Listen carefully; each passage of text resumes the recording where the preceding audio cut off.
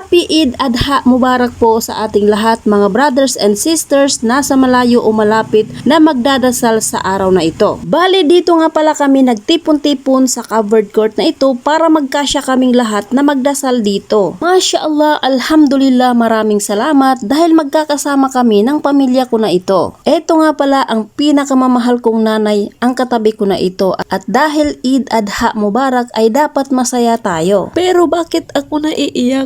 Dahil kapag ang nanay ang pinag-uusapan ay talagang naiiyak ako dahil mahal na mahal ko talaga itong nanay ko. Kasama namin si pamangkin at nanggigil ang tita dahil tinanggal ang kanyang damit, pinakita ang braso. Hoy!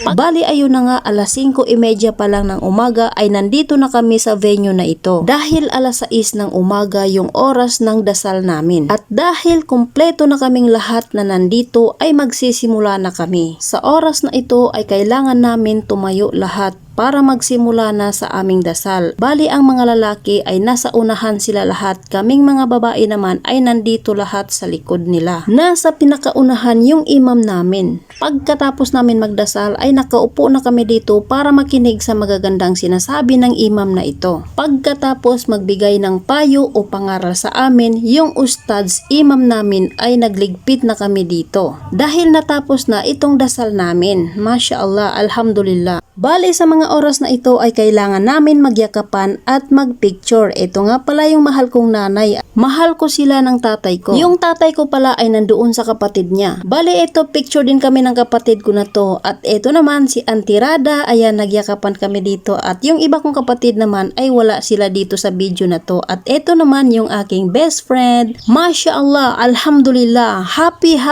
Eid Adha Mubarak po sa ating lahat.